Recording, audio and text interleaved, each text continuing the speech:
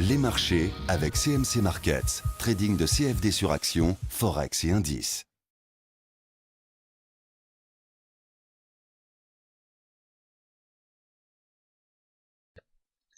Bonsoir, voici l'analyse technique du CAC 40 pour le 3 février. Demain, rendez-vous économique, il y en a deux et ils ne sont de faible ampleur. Ça sera l'évolution du chômage en Espagne à 9 h et un petit peu plus tard dans la matinée, nous aurons l'IPP. Qu'est-ce que c'est? C'est l'indice des prix à la production sur le secteur manufacturier. Alors qu'est-ce qu'il faut regarder de ce dernier chiffre? C'est s'il est en positif, on va tendance à voir un euro qui remonte un peu, et évidemment, vous l'aurez compris, s'il est négatif, il faudra surveiller l'euro car il risque un petit peu de baisser. Maintenant, je me place sur le CAC 40 que vous voyez ici. Je vous rappelle donc les supports 4620, 4500 ici. Vous en avez une grosse résistance bien plus haut ici à 5007. Donc 5070 pardon. Voilà, donc il est un peu loin, donc pour l'instant on ne s'en occupe pas. On voit que nous travaillons aux alentours de la MM7. Alors pour bien voir certaines choses, il est bon d'utiliser quelques outils, notamment un triangle. Le triangle ici, si je trace une droite, vous voyez qu'on voit une résistance à ce niveau-là, et si je descends à ce niveau-là, on voit les bornes basses, et on voit que nous sommes inscrits dans ce triangle et que nous travaillons les deux bornes. Alors bien évidemment, vous l'aurez compris, un dépassement de ces bornes-là entraînerait un mouvement haussier, et un enfoncement de cette oblique-là entraînerait un mouvement baissier. On voit qu'on est juste au-dessus de la MM7, donc ça c'est vraiment à surveiller, car en échec, on aurait tendance plutôt à chercher la borne basse. Maintenant, je vais enlever ce triangle et on va travailler un petit peu plus fin.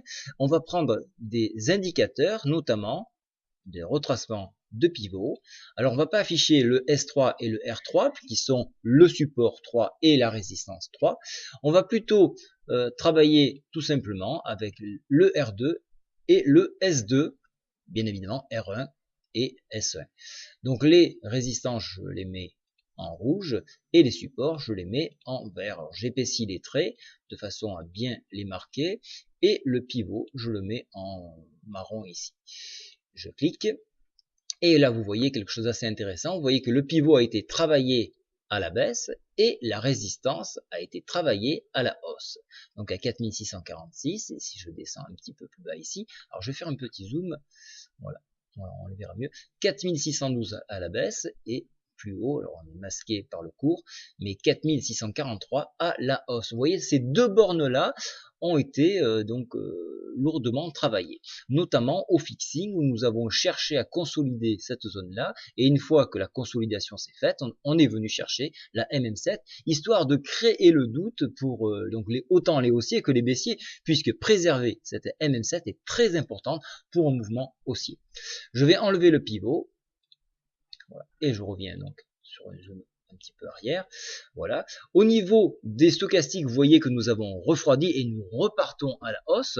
La MACD, elle, est toujours en tendance haussière et reste dans une zone plutôt positive. Donc là aussi, on se conforte plutôt sur un mouvement haussier.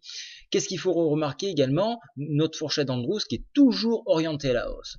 Donc, il va falloir attendre ou que la MM7 lâche, et à ce moment-là, on peut envisager un point bas donc sur support 4620 et enfoncement, retracement, médiane de fourchette Andrews à 4544. Et si, bien sûr, la MM7 est préservée, à ce moment-là, on va plutôt tirer vers le haut, vers les nouveaux points pivots. Alors, ce qui serait intéressant, c'est déjà de casser le triangle que je vous ai montré en faisant un plus haut au-dessus de 4689, ce qui nous conforterait dans l'idée que nous tirons vers le haut de la fourchette d'Andrews. Voilà, je vous souhaite à tous une très bonne soirée. Au revoir.